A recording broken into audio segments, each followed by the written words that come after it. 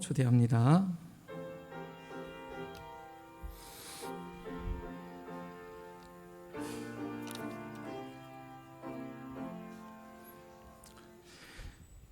하나님이 세워가시는 참 성전인 우리라는 제목을 가지고 누가복음 24번째 시간으로 함께 하도록 하겠습니다.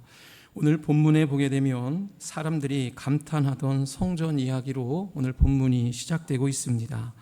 예수님 당시의 헤롯 성전을 말하는 것입니다. 성전의 아름다운 돌과 수많은 헌물들을 보면서 그곳에 있었던 사람들이 감탄을 합니다. 사진 한 장 볼까요? 저 맨편에 있는 사진은 모형입니다. 하지만 저렇게 화려했던 성전이 바로 헤롯 성전이었습니다. 여러분, 헤롯 성전은 기원전 20에서 19년경에 유대인들의 환심을 사기 위해서 헤롯 대왕이 증축한 성전이었습니다. 당시 헤롯 대왕은 유대 백성들의 환심을 얻기 위해 성전을 매우 웅장하게 재건을 하였습니다. 그래서 예수님 당시의 성전은 유대 민족의 자부심이었고 손꼽히는 거대한 건축물이었습니다. 특별히 흰 대리석으로 그리고 금으로 장식되어 있어서 멀리서 보아도 눈이 부실 정도로 빛났다고 전해지고 있습니다. 그래서 예수님 곁에 있었던 사람들도 그 성전을 보면서 감탄을 자아내는 그런 건축이 바로 헤롯 성전이었습니다. 그런데 여러분, 어떻게 됩니까? 오늘 예수님께서 이러한 화려한 성전을 보시며 전혀 다른 말씀을 하고 계십니다. 바로 이 성전이 돌 하나도 남지 않는다라고 말씀합니다. 여러분, 오른편에 보면 저 성전은 결국 지금의 모습입니다. 지금 이 성전 자체는 남아있지 않습니다. 성전 산 서쪽 축대 일부만, 통곡의 벽만 지금 남아있습니다. 여러분이 이스라엘의 성지순례를 가게 되면 저 통곡의 벽에 가서 기도하는 유대인들을 보게 될 것입니다. 예수님의 예언대로 이 성전은 그렇게 되었다는 거예요. 서기 70년경 티투스가 이끄는 로마군에 의해서 예루살렘이 함락을 당하게 되는데, 그때 오늘 예수님의 이 예언의 말씀처럼 성전의 돌 위에 하나도 돌 위에 남지 않고 다 무너지게 되는 이런 이스라엘의 역사가 사실을 증명하고 있습니다. 자, 이렇게 예수님은 이처럼 화려한 성전의 무너짐을 예언하신 이유가 무엇일까요? 여러분, 무엇이라고 생각을 하십니까? 이는 결론적으로 말씀을 드립니다. 사람들이 보기에는 가장 견고하고 아름다운 성전이었지만 오늘 하나님 보시기에는 이미 무너지고 있는 것을 예수님은 지적하신 것이었습니다. 성전의 화려함은 있었습니다. 그런데 성전의 주인이신 하나님을 향한 경외심은 오늘 전혀 없고 그것조차도 사라지고 있었기 때문이었습니다. 여러분, 우리가 누가복음 우리가 앞서 살펴본 말씀 가운데 보면 예수님은 서기관들이 과부의 가산을 삼키고 그들은 사람들에게 보이기 위해서 하는 신앙생활 하는 것을 책망한 것을 나눈 적이 있습니다. 또한 부자들은 자신을 드러내기 위해서 남들이 보이는 데 앞에서 헌금을 하고 또 자신을 급급히 나타내는 모습, 예수님이 지적하신 모습을 우리는 살펴보았습니다. 여러분, 그들의 겉모습은 화려했을지 모르겠습니다. 그러나 그 안에는 하나님보다도 사람의 인정과 욕망만이 가득했고, 이러한 모습은 예수님 당시의 성전의 중심에도 이러한 모습이 있었다라는 것입니다. 자, 우리 믿음 가족 여러분, 이것은 예수님 당시의 헤롯 성전의 모습이라면 오늘 우리도 같은 질문 앞에 서게 됩니다. 여러분, 우리 자신을 한번 살펴보시기를 바랍니다. 나의 신앙이 사람들에게만 인정받고 그저 어떠한 척하며, 목사인 척하며, 어떠한 일을 하는 척하며 하는 보이기 위한 신앙의 이러한 모습으로 오늘 생활하고 있지는 않은지, 무언가 눈앞에 보여지는 사람이 아니라 우리가 하나님만을 경외하며 그분만을 기쁘시게 해드리는 그러한 신앙을 우리가 갖고 있는지, 여러분 스스로에게 질문을 해보시기 바랍니다. 우리 교회 건물과 외형이 크고 화려한 것이 먼저가 아닙니다. 중요한 것이 아닙니다. 성전 안에서 이루어지는 일들, 그 일들 가운데 하나님이 임재하시고 성령께서 다스리시는 공동체인가가 더욱 중요한 것입니다. 여러분, 우리가 겉은 화려할지 모르겠지만, 우리가 성전의 외형은 화려할지 모르겠지만, 하나님께서 임재하시지 않는 성전과 개인의 삶, 여러분 아무리 화려해 보여도 결국에는 예수님의 말씀처럼 돌 위에 돌 하나도 남김없이 무너질 수밖에 없다라는 거예요. 성전이 무너진다는 것은 돌과 건물의 문제가 아닙니다. 우리가 무너진다는 것, 시험 안에서, 믿음 안에서 우리가 쓰러진다는 것, 이것은 개인의 어떠한 영적인 능력이 부족해서도 아닙니다. 무엇일까요? 하나님을 경외하는 참된 믿음이 우리 안에 사라졌기 때문이에요. 우리 교회가 성전이 무너지게 되는 것은 다른 것이 아닙니다. 여러분, 시간이 흐르면서 연세 드신 분들만 교회 남습니다. 교회가 10년 후에 미래가 암담합니다. 우리 교회 어떡할까요? 여러분, 그런 염려하기 이전에 여러분 자신이 먼저 하나님을 경외하시기를 바랍니다. 하나님이 바라시는 것은 여러분이 그런 염려하기 이전에 여러분이 먼저 하나님 앞에 경외하는 모습으로 서면 하나님은 이 교회를 통해서 하나님이 임재하시고 하나님이 영광 받으실 줄 믿습니다. 그런 염려하는 것을 넘어서 여러분, 하나님의 교회를 내가 염려합니까? 목회자인 저에게도 이런 염려가 늘 있습니다. 하지만 어느 순간 하나님이 원하시는 것은 그것이 아니에요. 하나님이 원하시는 것은 나의 자리에서 내가 하나님 앞에 얼마나 하나님을 경외하며 그분 앞에 살아가려고 하는 모습을 원하시는 것이지, 내가 어찌할 수 없는데 교회에 10년, 20년 뒤에 미래까지 생각하면서 두려워할 필요는 없다라는 것입니다. 하나님을 경외하는 참된 믿음이 사라진 오늘날 나의 모습, 오늘 우리 성전의 모습은 없는지 오늘 예수님의 이러한 말씀 앞에 우리를 돌아보기를 소원합니다.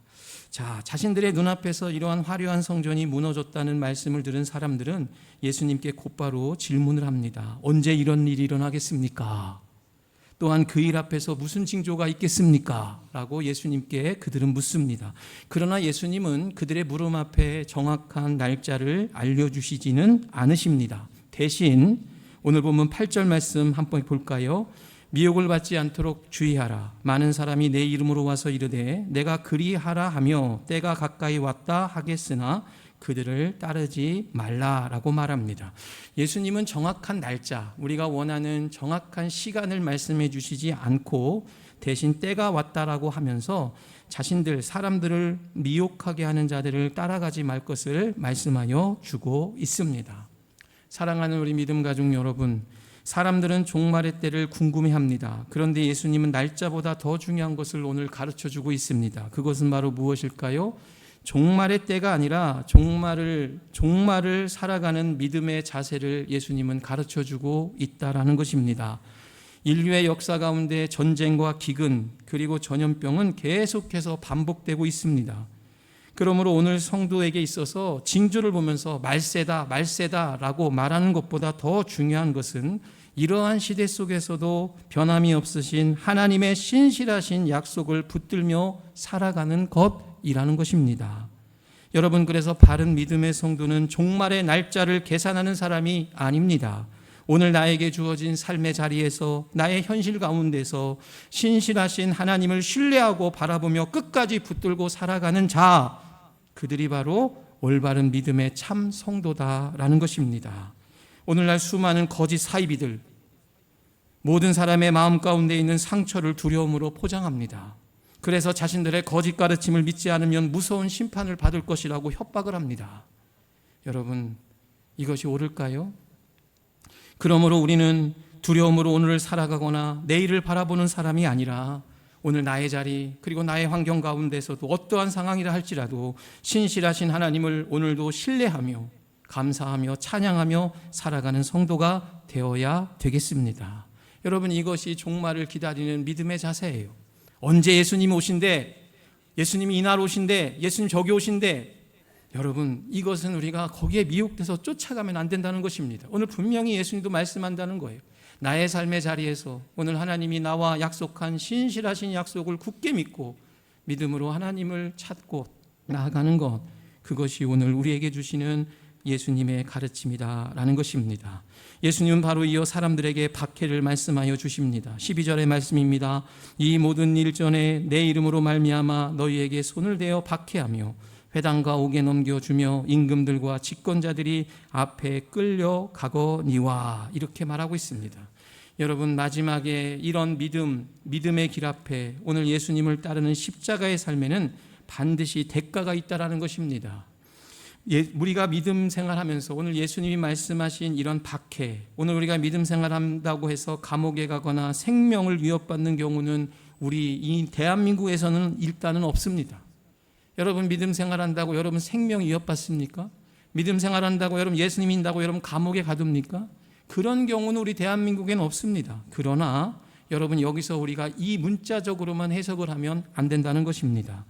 여전히 제가 여러분들에게 이런 표현합니다. 참 그리스도인, 진짜 그리스도인으로 살아가는 것은 세상에서 쉬운 일이 아닙니다. 이것은 자신의 목숨은 한 번 내놓고 결단하면 되는 것이지만, 진짜 참 그리스도인은 매일매일 우리의 삶 속에서 살아내야 하는 십자가의 길이라는 거예요. 여러분, 믿음이라는 것을 그저 한 발을 거치고 살아가는, 그러면서 그리스도인이다, 그러면서 목회자다, 그러면서 성도다, 이렇게 이야기하는 것이 아니라 진짜 그리스도인, 참 그리스도인, 이 세상의 풍조와 가치관을 저항하면서 살아갈 수 있는 길, 여러분, 그 길을 따라가다 보면 우리는 박해를 받게 된다는 것입니다. 여러분, 무엇이 있겠습니까? 오늘 세상은 더욱 높은 성공을 말하지만 우리는 하나님 앞에서 더욱 낮은 섬김의 길을 따라가야 합니다. 맞습니까? 세상은 성공을 말합니다. 세상은 더 높아지라고 말합니다. 그러나 우리는 하나님 앞에서 더욱 낮아짐의 섬김의 길을, 예수님이 걸어가신 그 길을 따라가야 합니다. 이것이 참 그리스도인입니다. 세상은 더 많이 가지고 더 많이 소비하라고 말합니다. 그러나 우리는 반대로 더 나누어야 합니다. 그리고 더 절제함으로 예수님의 길을 따라야 합니다. 세상은 더 많이 자신을 증명하라고 합니다. 그래서 너 자신을 증명하고 너의 능력을 증명하라고 말합니다. 그런데 예수님 우리에게 뭐라고 말씀하십니까? 너는 더 자신을 부인하라 라고 말씀하십니다. 여러분이 그 길을 따라가야 된다는 것입니다. 여러분, 이처럼 오늘날 진짜 그리스도인, 참 그리스도인으로 살아간다는 것은 우리에게 목숨이 위태로울 정도로 핍박은 없지만 어찌 보면 더 고통스러운, 더 끊임없는 세상의 가치관과 충돌하는 경험을 마주하게 된다라는 것입니다. 어찌 보면 우리의 일상생활이 세상의 흐름의 가치관과 많이 부딪히고 있다는 것, 여러분 스스로가 내가 살아가는 것이 이 세상의 가치관과 많이 부딪히고 있다는 그 증거는 어찌 보면 여러분 자신이 예수님께서 걸어가신 그 길을 진짜 따르고 있는 신앙의 길 한가운데 서 있다라는 것에 위로를 받으시는 여러분들 되시기를 바랍니다. 여러분, 그렇다고 고지식하라는 게 아니에요. 여러분만이 무조건 옳다라고 말하는 것이 아닙니다. 제가 말씀드린 것처럼 세상은 성공을 말하지만 우리는 더욱 낮아져서 섬기고, 세상은 더 많이 가지고 더 소비하라고 하지만 우리는 내가 가진 것을 위해서 나누고 다른 누군가를 위해서 나누면서 절제하고, 세상은 더 자신을 증명하라고, 너 자신을 드러내라고, 선거를 하면 자신을 홍보하고 나 나타내려고, 나 이런 사람입니다 라고 하면서 나 뽑아달라고 하고 있을 때 너는 너 자신을 더 부인하면서 십자가의 길을 가라고 하신 이 예수님의 말씀, 여러분, 이것이 바로 진짜 박해가 아니겠습니까? 우리는 박해라고 해서 목숨을 잃는 박해가 아닙니다. 목숨을 잃는 것은 일회성이에요. 어찌 보면 두렵지만 한 번이지만 우리의 신앙 여정은 이러한 싸움과 함께 매일매일 참 그리스도인이 되기 위해서 우리는 오늘도 믿음의 길을 걸어가고 있다라는 것입니다. 그래서일까요? 예수님께서는 이런 너희 앞에 이런 상황을 이상한 일로 여기지 말라고 말씀하십니다. 그리고 말씀하십니다. 13절 말씀입니다. 이 일이 도리어 너희에게 증거가 되리라. 여러분, 우리가 이런 세상의 가치관이나 세상의 풍조나 세상의 핍박 앞에서도 우리가 굴복하지 않고 믿음으로 서게 되면 이 일을 통해서 오히려 복음이 증거되게 된다라는 것입니다. 그러므로 참 그리스도인은 세상 가운데 살아갈 때 여러 핍박이 오고 우리를 향한 여러 가지의 고난이 온다 할지라도 그때 우리는 왜 나에게 이런 일이 일어났습니까? 라고 묻기보다는 이 상황 속에서 나는 어떻게 그리스도를 증거할 수 있겠습니까? 라고 여러분 붙들고 기도해야 될 것입니다. 여러분, 우리의 모든 삶은 바로 우리의 삶을 통해서, 이러한 삶을 통해서 그리스도가 증거되게 해주신다라는 거예요.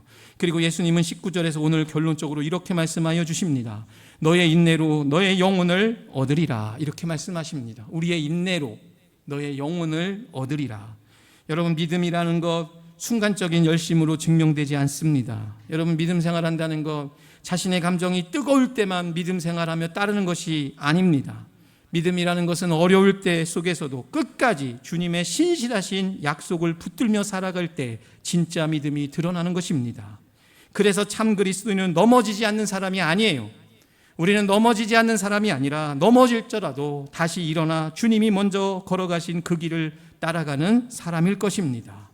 사랑하는 믿음 가족 여러분, 세상의 가치관과 풍조에 부딪히는 순간이 올지라도 낙심하지 마시기 바랍니다.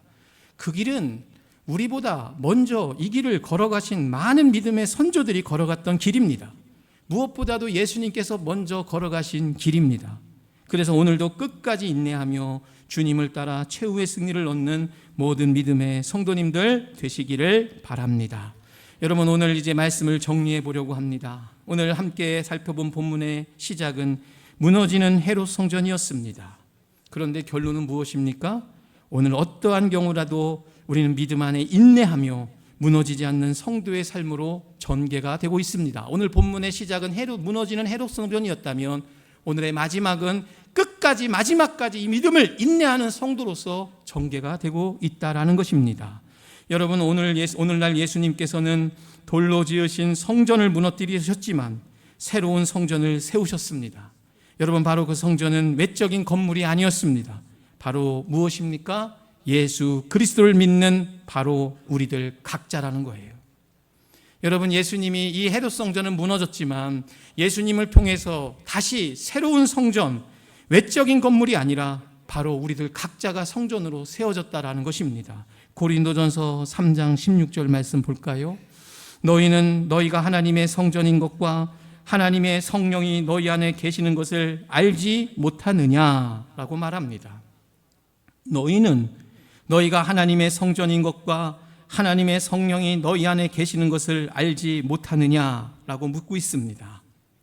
여러분, 이러한 말씀을 근거로 보면 이 자리에 있는 우리 모두 각각은 하나님이 거하시는 성전입니다. 여러분, 고백하십니까? 여러분은 여러분의 마음 가운데 하나님이 거하시는 성전입니다. 예수님이 다시 무너진 성전을 허물어뜨리고 새로 세우신 성전이 바로 여러분과 저다른 거예요. 여러분, 신앙인들 가운데 이런 질문을 종종 합니다. 술과 담배를 해도 되는 것입니까? 성경에 어디 써 있습니까? 술, 담배를 하면 안 되는 것입니까? 라고 묻는 성도들이 계십니다. 그러나 여러분, 오늘 말씀을 근거로 저는 더 중요한 질문을 던져봅니다. 여러분, 이것이 과연 하나님의 성전된 삶에 합당한 것인가? 여러분, 이것이 과연 하나님께 영광이 되는가? 여러분, 이것이 과연 성령께서, 우리 안에 임재하시는 성령께서 기뻐하시는 선택인가? 여러분, 되게 중요한 한 가지의 묵상 가운데 여러분과 나누고 싶은 말씀이 있습니다. 우리의 믿음이라는 것은요, 허용된 선을 찾는 것이 아닙니다. 하나님께서 거하시는 성전으로 살아가기를 간절히 원하고 지키려는 것이 참 믿음입니다. 여러분, 우리는 허용된 선을 찾으면서 여기까지 하나님이 용서해 주실 거야 라고 생각하면서 모든 행동이나 행실 앞에서 다 하나님 앞에서 허용의 선을 찾는 데 매우 익숙합니다. 그러면서 스스로 타협합니다. 그런데 참 믿음이라는 것은 이 허용된 선을 매일매일 찾는 자가 아닙니다. 내 안에 계하시는, 내 안에 거하시는 성령님, 나를 성전 삼아주시는 그 성령님을 내가 모신 이 성전으로 살아가기를 매일매일 간절히 원하고 이 거룩한 모습으로 살아가기를 가꾸고 지키는 것이 참 믿음이다라는 것입니다. 여러분, 오늘 우리는 하나님의 성전입니다. 이런 성전, 여러분, 성전 안에 누가 임재해야 된다고 했습니까? 성령님이 임재해야 됩니다. 오늘 우리 마음에 성령님이 임재해서 우리를 참 성전으로 다듬고 계십니다. 말씀 우리가 임내송할, 우리가 이제 준비 찬양, 우리가 고백송할 반주 약하게 해주시기 바랍니다. 같이 찬양하겠습니다. 여러분, 하나님은 오늘도 우리가 성전이라고 우리 각자를 성전으로 부르셨고 우리를 다듬고 계십니다. 때로는 우리를 우리가 이해하지 못할 시련으로 우리를 참 성전으로 다듬고 계십니다. 때로는 나의 삶에 일어나지 않을 수많은 문제들 앞에서 여러 이해되지 않는 박해와 그런 현실 앞에서 인내의 시간을 통해서 오늘 나를 다듬고 계십니다. 우리 안에 어찌 보면 예수 그리스도의 온전한 형상을 하나님은 지금도 이루어가고 계십니다. 여러분들, 사람들이 보기에는 아름다운 성전은 무너졌습니다. 사람들이 보이는 아름다운 성전은 여러분 결국에는 무너질 수밖에 없습니다. 그런데 여러분, 중요합니다. 하나님이 내 안에 친히 세워가시는 성전은 결코 무너질 수 없습니다. 여러분, 이게 믿음이에요. 나를 다듬고 계시는 하나님이 나의 삶을 이끌어 가신다면 나는 무너질 수 없습니다. 왜냐하면 나의 삶에 내 안에 성령님이 임재하시고 지금도 성령을 통해서 하나님은 나를 다듬고 계시기 때문입니다.